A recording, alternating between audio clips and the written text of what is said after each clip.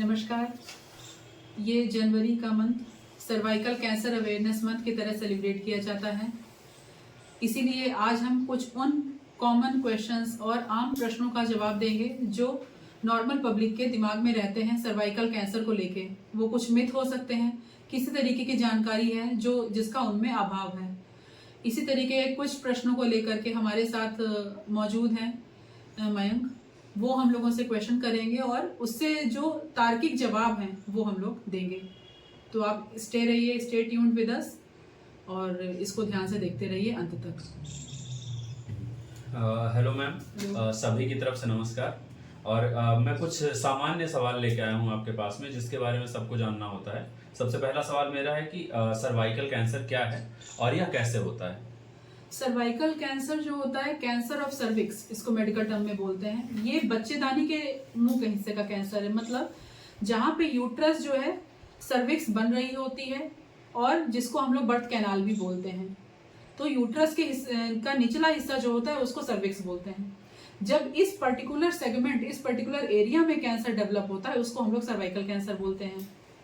Cervical cancer एक तरीके की ऐसी बीमारी है जिसमें मोस्ट कॉमन कॉज जो है इन्फेक्शन होता है एक तरीके का, जो वायरस से फैलता है। और ये वायरस प्रजनन और मैथुन की क्रिया के द्वारा फैलता है, मतलब मल्टीपल सेक्सुअल पार्टनर जिनके होते हैं। उसका भी हम आगे उसके बारे में बात करेंगे।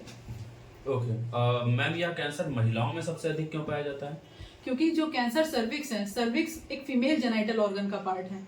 वो ऑर्गन क्योंकि फीमेल्स में है इसलिए वो केवल महिलाओं में ही मिलेगा।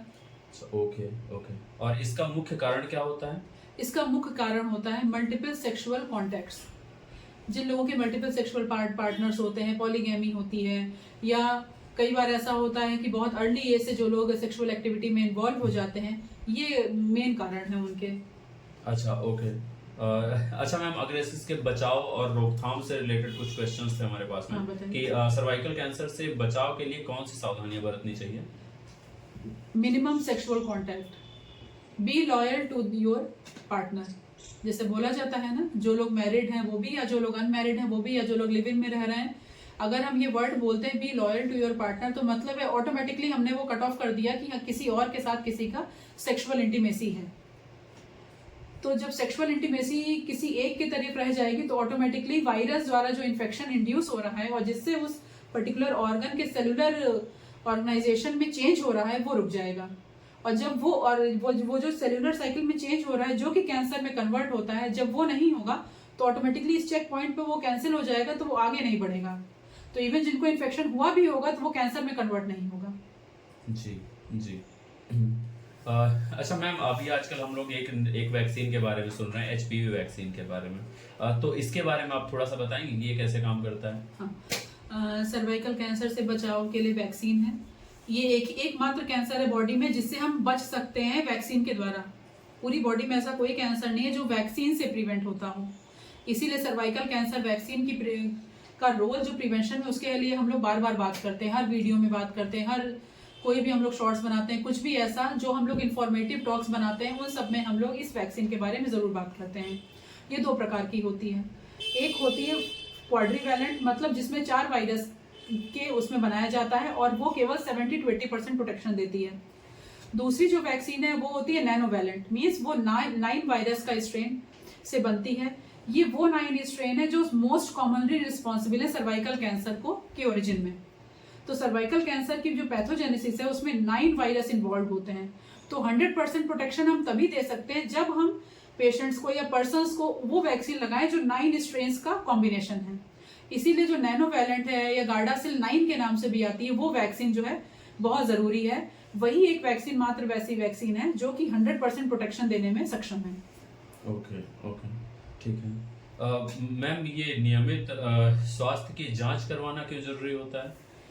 स्वास्थ्य की नियमित जांच का रोल जो सर्वाइकल कैंसर की जहां तक बात करते हैं, वो रोल वहां पे है जहां पे कि या तो महिला मैरिड हो या वो सेक्सुअली एक्टिव हो, जिनमें पैप स्मीयर जो सर्वाइकल कैंसर के नीचे की सेल्स ली जाती हैं, जो कि एक पेनलेस OPD प्रोसीजर है जिससे घबराने की किसी को कोई भी जरूरत नहीं है।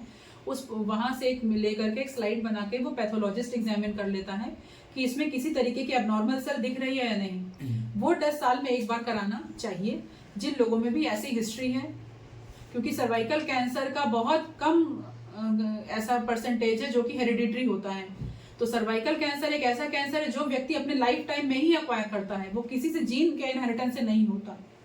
इसीलिए उसके अगेंस्ट वैक्सीन भी है, क्योंकि वो वायरस इंड्यूस्ड कैंसर है।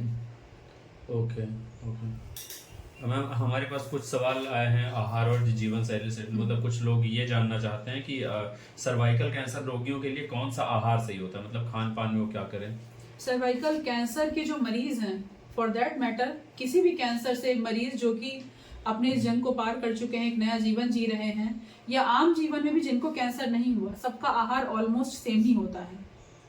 केवल हल्का अंतर जो आता है थोड़ा बहुत, वो इसलिए आता है, बहुत ही नॉमिनल चेंज जो आता है कि सर्वाइकल कैंसर से जो पेशेंट्स का ट्रीटमेंट चल रहा है, मान लीजिए उनको कोई कीमोथेरेपी लग रही है या उनको रेडिएशन लग रहा है, तो कुछ ऐसी डाइट है जो कीमोथेरेप्यूटिक ड्रग्स या मेडिसिन का इफेक्ट कम कर देती है।